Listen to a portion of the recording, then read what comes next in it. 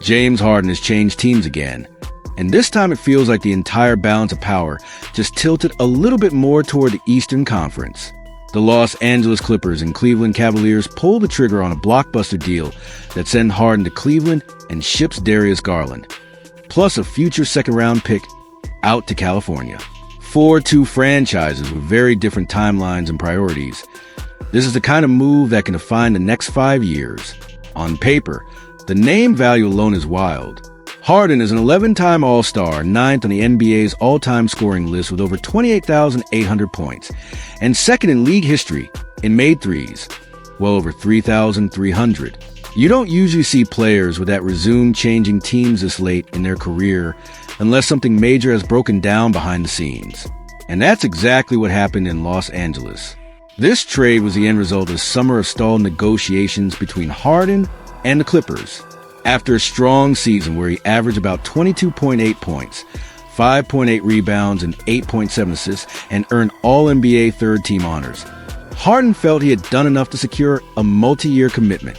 He wanted length, security, and one more big contract as he heads toward his late 30s. The Clippers saw it differently. With him turning 37 in August, they were clearly hesitant to lock in long-term money and wanted to keep flexibility for the future. That difference in vision quietly grew into a gap that neither side could bridge. Once that happens, the clock starts ticking. In the days before the deal went through, talks with the Cavaliers started heating up, and you could see it in Harden's availability. He missed games against the Suns and the 76ers, officially listed as out for personal reasons.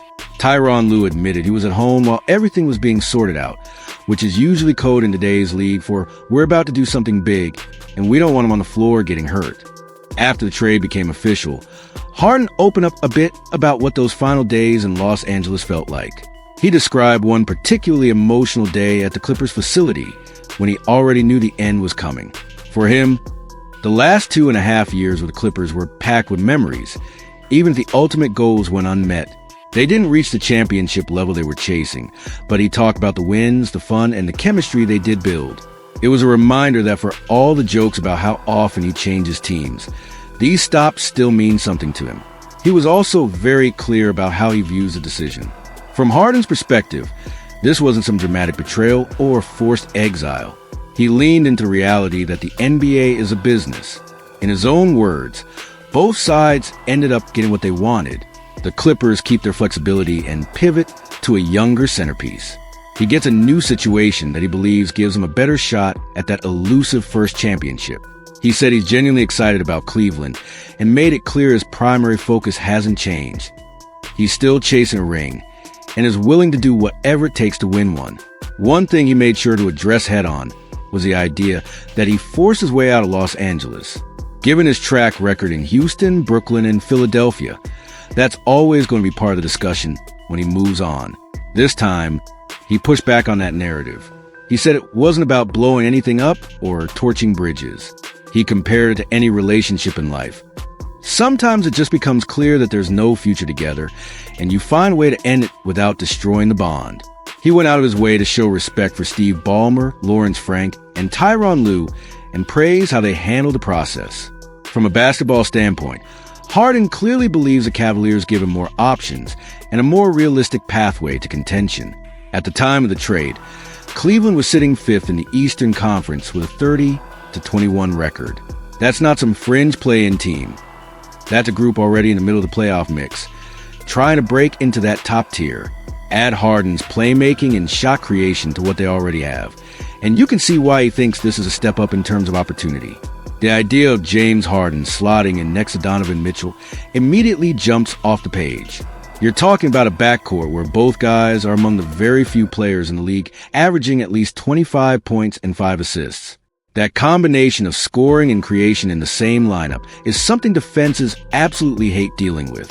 One night, Harden might control the tempo, manipulate pick and rolls, and get everyone involved.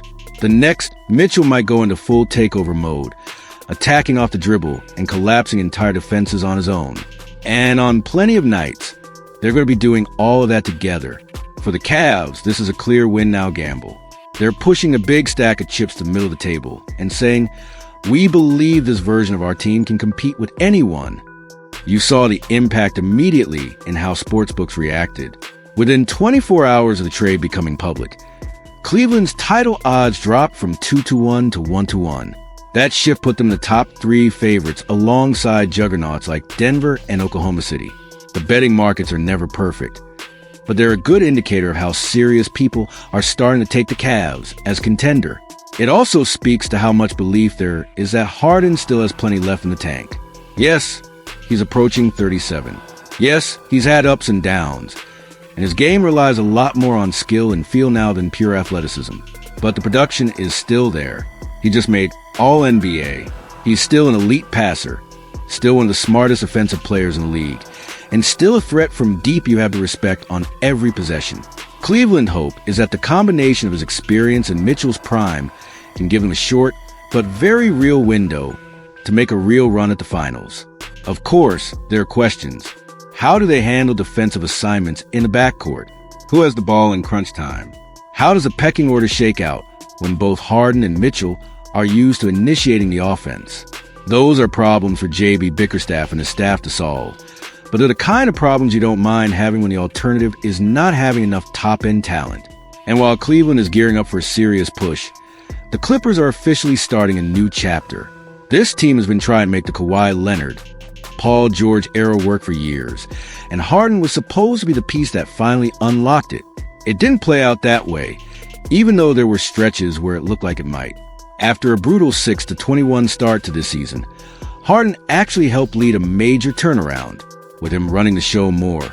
They went on a tear, winning 17 of their next 21 and clawing their way back into the play-in discussion.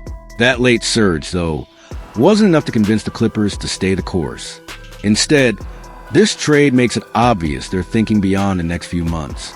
They wanted a younger guard who can grow into the role and potentially be the bridge between whatever this version of the team is and whatever comes after. Enter Darius Garland. Garland is 26, already a 2-time All-Star, and one of the main reasons Cleveland was able to rebuild its identity after LeBron left. He's a true point guard who can create for others, shoot from deep, and operate comfortably as both a primary option or off the ball next to another star. This season has been a bit chopped up for him because of toe injuries that have limited his rhythm and availability, but his long-term potential is obvious. If you want a snapshot of what he's capable of, look back at the 2024-25 campaign. That year, Garland averaged 20.6 points and 6.7 assists per game, while clearing 40% from three-point range. Under his guidance, Cleveland's offense absolutely exploded. They won 64 games and finished with the best offensive rating in the league. That's not just good young guard stuff. That's we can build a top-tier system around this guy. Kind of production for the Clippers. Bringing him in is both a reset and a statement. They're betting that his age and skill set line up better with where they want to be 3 or 4 years from now than a nearly 37-year-old Harden on a big deal. Garland gives them someone who can grow into being the face of the franchise as their current stars age or move on.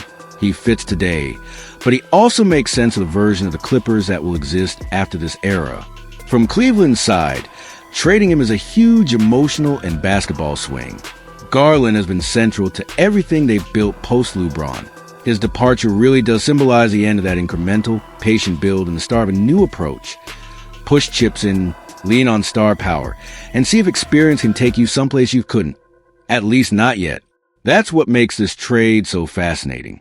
It isn't just a star changing cities. It's two franchises making opposite bets on the same question. What wins more, veteran star power or younger upside? The Cavaliers are gambling that Harden, even at this stage of his career, is the missing piece that can turn them from dangerous second-round team into a true finals threat. The Clippers are gambling that moving off of Harden before paying him and putting the ball in Garland's hands now will set them up better long-term. For Harden personally, this move also adds another thick chapter to one of the most complex careers of this generation. He's already been the centerpiece in Houston, the co-star in Brooklyn, the awkward fit in Philly, the mid-course correction in LA, and now the higher gun in Cleveland. Each stop has come with its own drama, its own narrative, and its own what-ifs. Through all of it, the one thing that's still missing from his resume is a championship. That's why you can hear how seriously he's taking this Cavs opportunity. When he talks about it, He's not pretending it's just another stop. He's saying, point blank, that he's still chasing that first ring, and that he thinks Cleveland gives him a better shot at it than staying in Los Angeles would have. He made sure to keep things respectful on the way out of the Clippers, but there was no hiding his belief that, from a pure basketball angle, the Cavs have more tools for him to work with right now. In the end, both teams leaned into the reality. He mentioned, this is a business. The Clippers chose a younger, controllable all-star in Darius Garland and preserved their future flexibility. The Cavaliers chose a proven superstar in James Harden and dramatically raised their ceiling in the short term. The betting markets, the headlines, and the fan reactions all say the same thing. This is one of those trades everyone is going to be tracking closely. If Harden helps bring Cleveland deep into the playoffs, maybe even to the finals, this will be remembered as the moment the Cavs decided they were done just being promising and chose to be dangerous. If Garland blossoms in Los Angeles and becomes the next great league guard out west, the Clippers will look smart for stepping off the Harden roller coaster when they did. Either way, this deal just rewrote a big part of the NBA's current landscape. James Harden and Cavaliers wine and gold next to Donovan Mitchell is going to be must-see TV. Darius Garland running the show for the Clippers is going to tell us a lot about where that franchise is really headed. And everyone around the league